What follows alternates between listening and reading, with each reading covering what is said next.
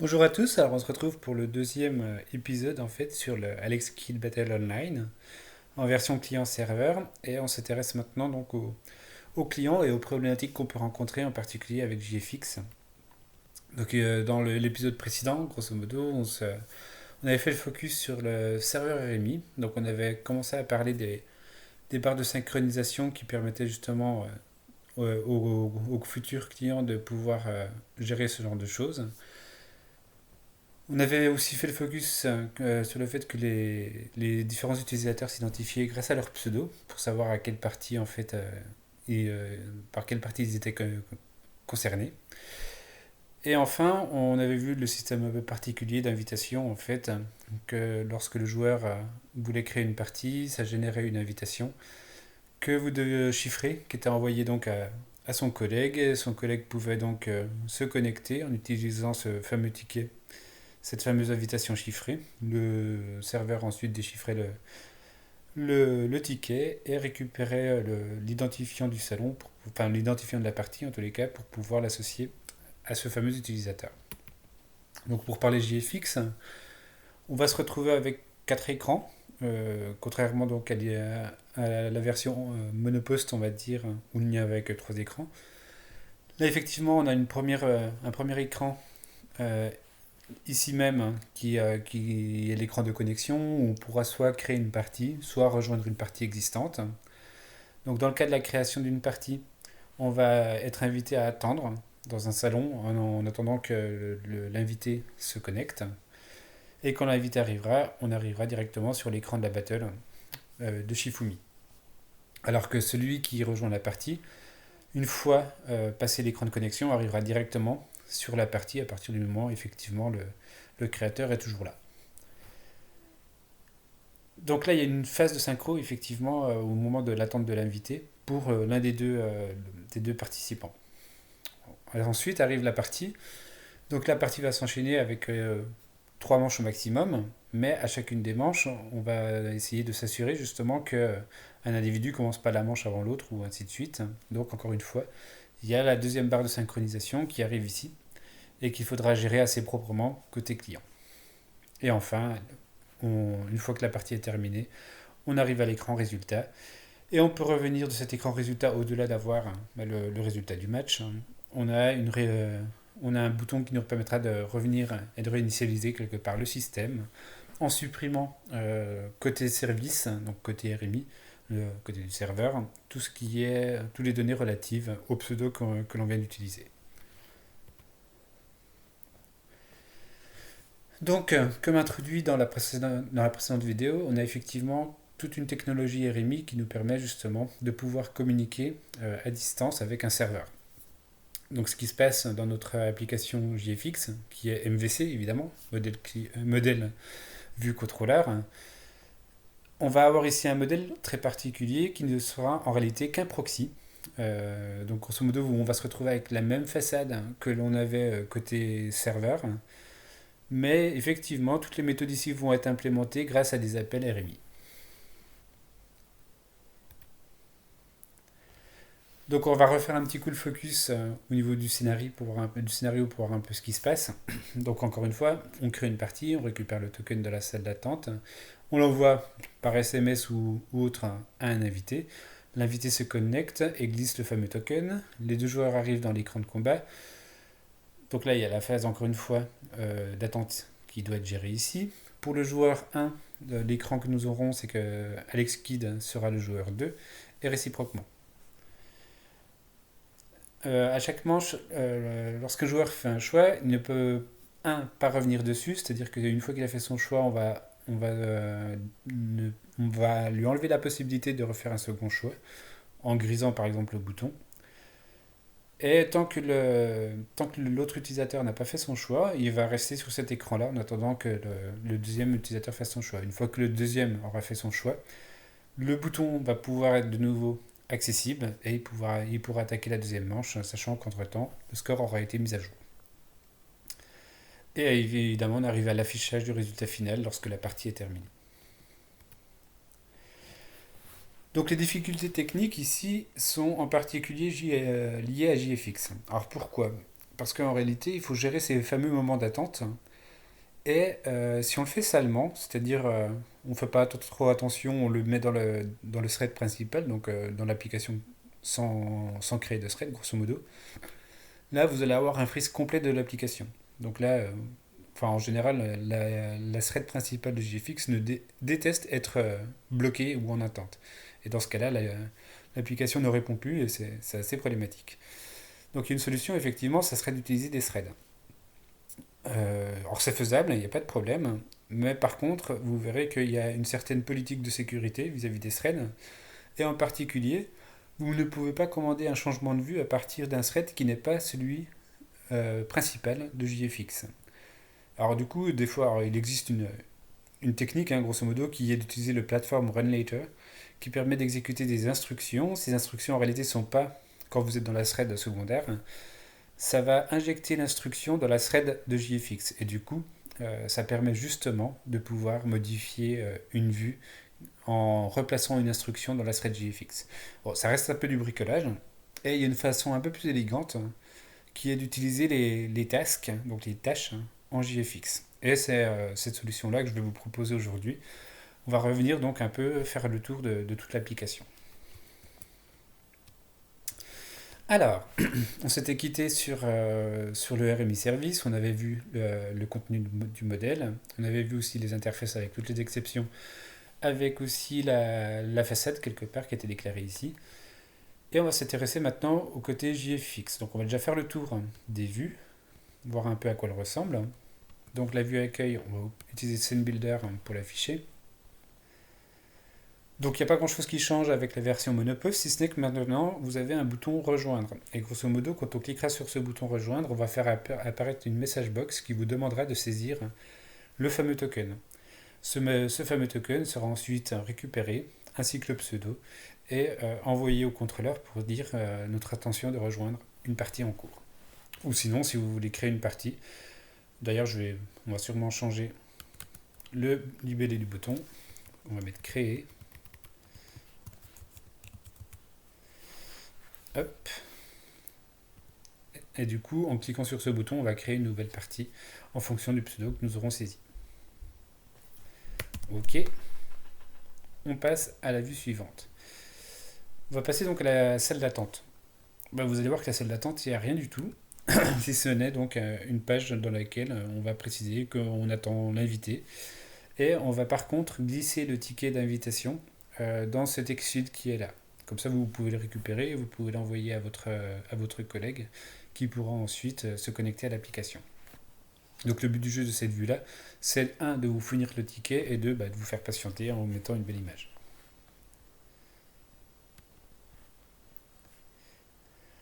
La vue de combat ne va pas changer, ou peu. Hop.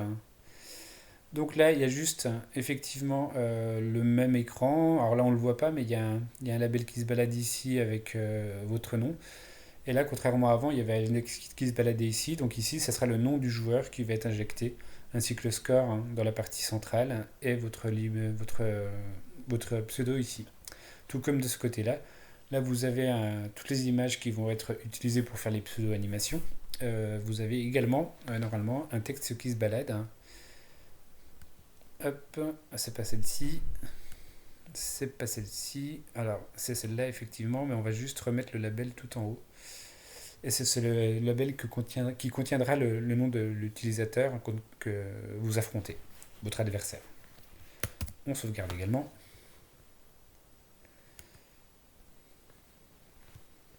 Hop, on ferme notre JFX. Et le résultat final ne change strictement pas.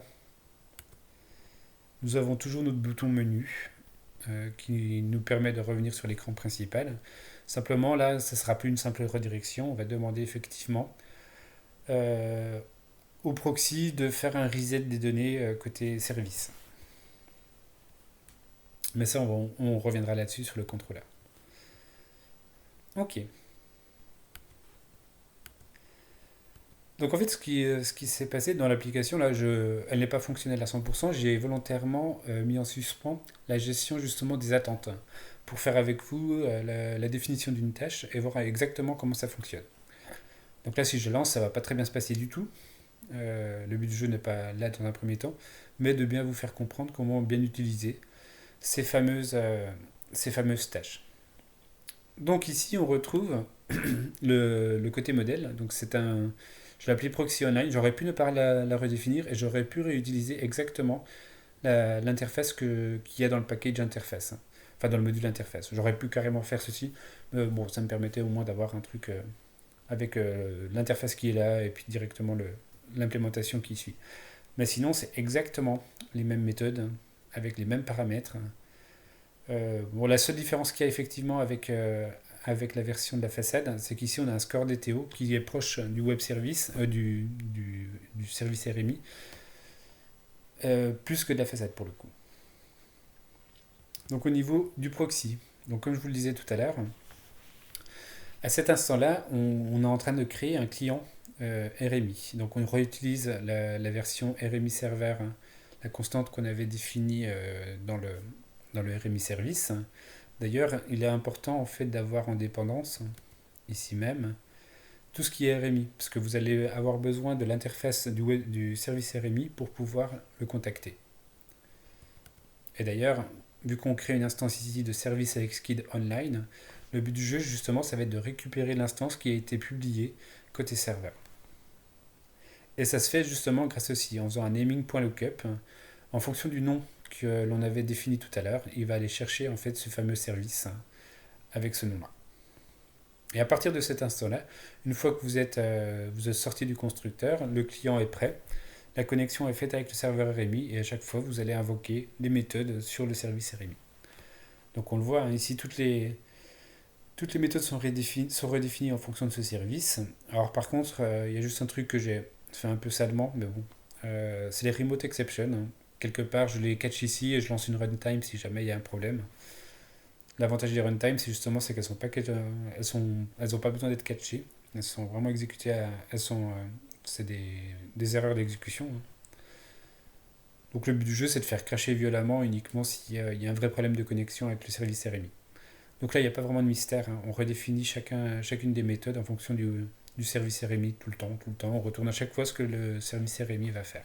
S'il lève une exception, on lèvera une exception, de manière complètement automatique pour le coup. C'est ça qui est assez joli avec le mécanisme, hein, c'est que si là la partie non terminée est levée côté serveur, elle sera automatiquement levée ici également.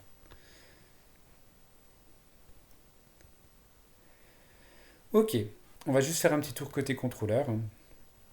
Donc là, contrairement à la version monopost, on se retrouve avec 4 vues qui sont initialisées comme précédemment. Nous avons la même chose ici, à chaque fois on crée nos vues et on initialise le contrôleur à l'intérieur et plus ou moins au cours du temps on va initialiser les données au fur et à mesure. Donc la seule différence qu'il y a maintenant aussi avec la première version, c'est qu'effectivement il y a un rejoindre partie qui est ici et à chaque fois on va donc récupérer le joueur, on va récupérer le token, on va envoyer ceci à la façade Alex Kidd Battle. Du coup, il se passera ce qui se passera. Soit effectivement votre token est OK, du coup pas de problème. Sinon, ça va être une exception qui va être levée et qui va être catchée par la vue. Et du coup, vous aurez un message d'erreur en fonction du message de l'exception qui a été levée.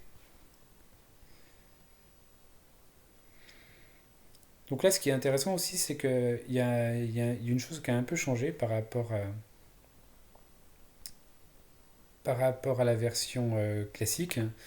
C'est-à-dire que là, au moment où vous jouez, donc ici on joue, on stocke l'ID de l'opération courante. C'est justement ceci qui nous permettra de synchroniser chacune des fins de manche. En stockant l'identifiant courante, on va pouvoir ensuite lancer la vue et tant que le numéro de l'opération est égal à celui-ci, on restera bloqué en fait et à partir du moment où il changera, on pourra lui dire qu'effectivement la manche est finie, on peut réactualiser les scores et ainsi de suite. Et du coup, c'est la vue qui va demander au contrôleur ensuite de remettre à jour, en appelant cette méthode-là, au niveau du contrôleur. Donc ça, on reviendra dessus tout à l'heure, parce que c'est ce qu'on est censé faire justement dans les parties où on doit gérer les phases d'attente, justement. Et donc la mise à jour, alors oui, contrairement à ce qu'on avait à la première version, effectivement quand on jouait contre Alex Kidd, nous, dès qu'on faisait notre choix, on pouvait demander à la façade de gérer de nous retourner le choix d'Alex Kidd.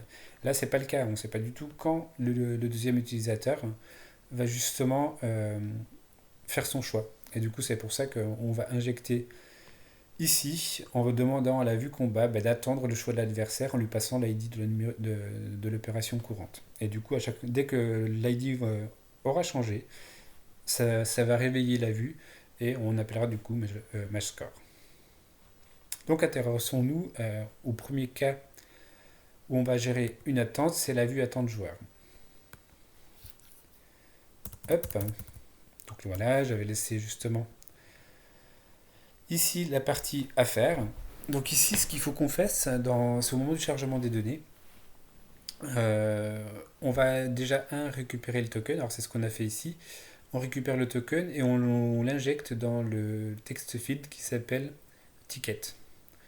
Et du coup, on lui met aussi, on le met enable parce que sinon on ne sera pas capable de faire un copier-coller en fait de la phase de la zone de texte. Donc c'est un peu gênant pour pouvoir faire nos tests. Donc après ceci, il faut effectivement que l'on crée une tâche et qui nous permette justement de vérifier si la partie a commencé ou pas. Tant que la partie n'a pas commencé, on va rester bloqué grosso modo dans cette tâche. Et une fois que la tâche est terminée, ça signifiera que le second individu est connecté. Et dans quel cas, on demandera justement au contrôleur de passer à la vue suivante. Donc on va créer cette fameuse tâche. C'est une task, donc on va mettre un boolean à l'intérieur. Ça va être le type retourné en fait par notre opération, par notre tâche. On va l'appeler attente. Attente joueur. Voilà. Égale new task. Donc en fait, on vous demande simplement ici d'implémenter la méthode call qui va retourner un booléen. Donc l'idée ici, c'est simplement de dire, ok, là tout ce qu'on va faire, c'est juste un while qui, tant que contrôleur point, alors on a dû faire une méthode partie commencée. Donc là, c'est tant que la partie n'est pas commencée, on reste bloqué dans le while. Dès que la partie va être commencée, du coup, on va avoir true, ça va devenir false, on va sortir du while et on retournera juste true à cet instant-là. Simplement. Du coup, là, voilà, on a juste un timing et grosso modo, une fois que on va sortir d'ici, boum, on est certain que la partie aura effectivement commencé, que l'individu sera effectivement connecté. Donc c'est bien beau tout ça, mais pour l'instant on n'a pas vraiment on ne comprend pas forcément comment on va rechoper la main, parce que cette tâche elle est pour l'instant même pas lancée, hein, on va la lancer dans un thread, mais il faut quand même récupérer la main à la sortie finalement du call. Et du coup vous pouvez faire ceci. .set event handler. Et du coup c'est un workStateEvent.success. Et là on va lui dire de faire ceci. Une fois en fait qu'on récupère, alors là ce que ça veut simplement dire, c'est quand la tâche qui va être, cette tâche-là va être successful, donc bien exécutée, ça veut dire qu'on sera arrivé à la fin. Alors on va appeler la méthode qui va être encapsulée là dans la lambda. Donc ici on fera simplement un contrôleur point goToParty.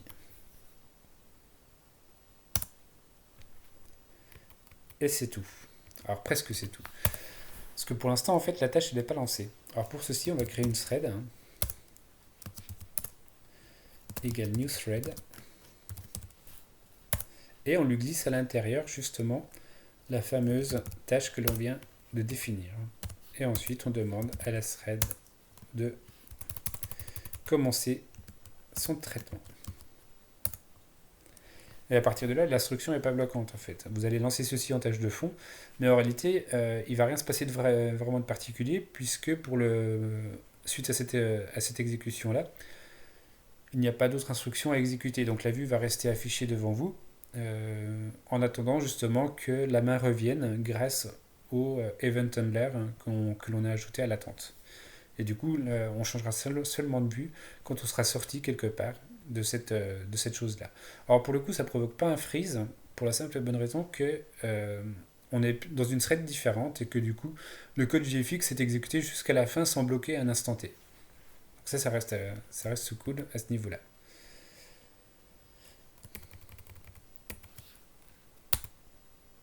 Donc voilà pour la gestion justement de cet événement-là. On peut essayer de vérifier par exemple ce que ça va donner réellement. Donc on va lancer notre serveur. Alors par contre je suis pas sûr que tout compile vu que j'ai modifié un peu le code à l'arrache. On va voir ça. Ensuite le serveur est lancé et on va exécuter notre main une fois, puis une deuxième fois. Alors, il y a un truc pareil avec les nouvelles versions d'IntelliJ, ça se faisait naturellement auparavant. Mais les choses ont changé avec les nouvelles versions. En particulier, maintenant, vous êtes obligé d'aller dans Edit Config et d'autoriser justement que le main peut être lancé en parallèle. Donc, il faut cocher cette case-là pour autoriser justement le multiple run en parallèle. Donc, c'est la petite info qui va bien quand même, qu'il est bon de savoir. Donc on fait réapparaître nos fenêtres. Donc ici on va créer un utilisateur qui va donc créer une partie. Donc comme je vous le disais, il y a une zone de texte. Donc elle est éditable, on peut modifier le token, mais dans quel cas ça ne marchera plus. On CTRL-C la donnée et on va créer un deuxième utilisateur, qui va être original, Fred, et il veut rejoindre une partie. Donc là comme je vous le disais, il y a une espèce de message box qui affiche, entrez votre ticket. Nous on colle le ticket à l'intérieur. On valide et vous avez vu qu'automatiquement les deux vues sont passées en mode battle. Et là maintenant on n'a plus qu'à faire notre bagarre contre Fred d'un côté. Là on est Yo, on joue contre Fred. Et du coup Alex Kidd de l'autre côté c'est Yo, mais c'est Fred qui est le joueur principal. Et il n'y a plus qu'à s'affronter. Bon, sachant que pour l'instant c'est pas opérationnel parce que j'ai cassé la deuxième barre de synchronisation, la deuxième phase d'attente entre manches. Donc on va aller résoudre ce problème maintenant. Et on va killer le serveur et on va s'attaquer à vue combat. Alors, en fait, effectivement à cet instant, on doit attendre le choix de l'adversaire. Donc encore une fois, c'est à partir de cet instant-là, une fois que l'adversaire aura fait son choix, il va falloir donc sortir du traitement pour pouvoir appeler la mise à jour côté contrôleur. Alors, pour ceci, il y a plusieurs choses à faire en fait. Donc j'ai rappelé les différentes étapes ici. On doit désactiver le bouton de validation de choix, ce qui permettra justement à l'utilisateur de ne pas faire deux choix différents en fait pour ce tour-là. On va mettre à jour l'image avec Alex Kidd Only. Ça veut dire qu'on veut juste le cas où il y a Alex Kidd qui n'a rien au-dessus de lui. Ça veut dire que là on attend que l'individu choisisse pierre, ciseaux ou feuille. Ensuite, on va définir la tâche de fond qui va s'exécuter tant que l'identifiant de l'opération n'évolue pas. Donc ça va être fait assez facilement. Une fois qu'on reprendra la main, on appellera le contrôleur sur la méthode MashScore qui permettra justement la mise à jour de la vue à la fin de l'attente du coup du second joueur. Donc première chose à faire, désactiver le bouton. Donc je ne sais même plus comment je l'ai appelé, c'est jouer.setDisable true. Très bien. Une fois que j'ai ceci, du coup l'utilisateur ne pourra plus cliquer dessus. On va mettre à jour l'image. Donc là on va reprendre le même système qu'on avait auparavant avec les histoires ici même. C'est exactement ce genre de code que nous allons avoir. Hop. Donc là, on va supprimer l'image courante de la liste des images. On va dire que l'image courante, ça va être rien. C'est l'image où Alex Kidd est tout seul. Il n'y a pas de pierre, ciseaux ou de feuille au-dessus de lui. Et une fois que ceci est fait, on va ajouter cette feuille, enfin cette image, dans le getChildren, dans lequel normalement il ne reste que le pseudo et l'image, du coup que le pseudo, puisqu'on vient de supprimer l'image courante. Et du coup, on n'a plus qu'à ajouter 6.image courante. Et normalement, le rien devrait s'afficher. Et il nous reste du coup juste à faire la tâche qui nous intéresse. Donc on recrée une tâche, toujours avec notre booléen. Hop, là c'est attente coût égale new task. Très bien. Et c'est le même délire que tout à l'heure, sauf que effectivement la condition va juste changer un tout petit peu. Donc là on va prendre un integer qui va stocker, qu'on va appeler id opération. Donc on va le initialiser à null et on va faire un do while. Donc on va demander au contrôleur de récupérer le getScore. Donc là on récupère notre score DTO. On va mettre dans id opération l'identifiant de l'opération qui est incluse dans le getScore. Donc c'est get numéro opération. Et on va faire ceci tant que l'opération est égale. Donc id opération. Alors c'est while, pardon. While. Alors c'est le paramètre, il s'appelle id numéro opération courante est égal à id opération. Voilà. Grosso modo, on va rester bloqué dans le do while ici tant qu'il n'y a pas d'évolution. Dès qu'il y aura évolution, on va return un trou ici. Hop. Et ça va être le même délire que tout à l'heure. On va dire à l'attente coût, on va rajouter un event handler qui va être sur workStateEvent.success. Et on va lui faire la même chose, sauf que là, on va demander au contrôleur d'appeler mise à jour du score. Et ça devrait être tout. Je vais vérifier que je n'ai rien oublié. Donc, on rappelle les étapes, on doit désactiver le bouton, on a mis à jour l'image normalement correctement.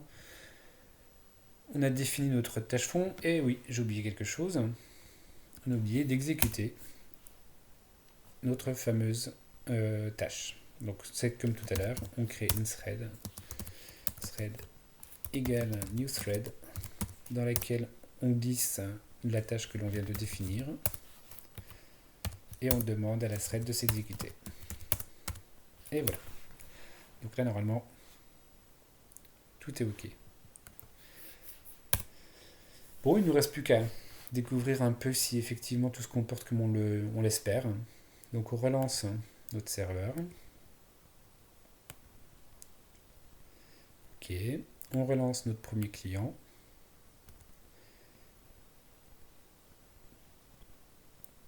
Puis un deuxième.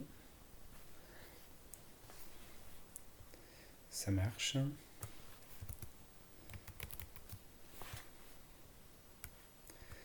On recrée ici une partie.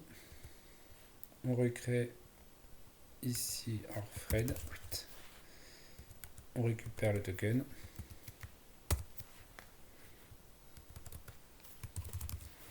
On rejoint la partie, on glisse le token. Donc évidemment, si vous modifiez votre token ici, voilà, le ticket n'est pas valide. Donc là, hop, rejoindre, on recommence, CTRL-V, on remet le vrai token. Et on valide. Donc les deux individus sont dans le salon de bataille. Donc ici, on va faire jouer. Il y en a un qui choisit Pierre, il valide. Donc là, on voit que le bouton est grisé, on ne peut rien faire, il attend, bêtement. Et de l'autre côté, Fred a tout son temps pour choisir. Donc là, il va choisir ciseaux. Hop. Et du coup, on voit effectivement que le ciseau qui a été choisi ici apparaît de l'autre côté. Et on voit que la pierre qui a été choisie ici apparaît de l'autre côté, dans l'autre client. Et le score est bien mis à jour en fonction, 1-0 pour Yo de chaque côté. Et on peut maintenant, de nouveau, le bouton est redevenu disable, enfin enable ici, tout comme ici. Bon, là, il n'a pas eu le temps d'être disable. Hein. Mais là, par exemple, Fred va choisir feuille. Donc là, on voit que là, pour le coup, c'est disable.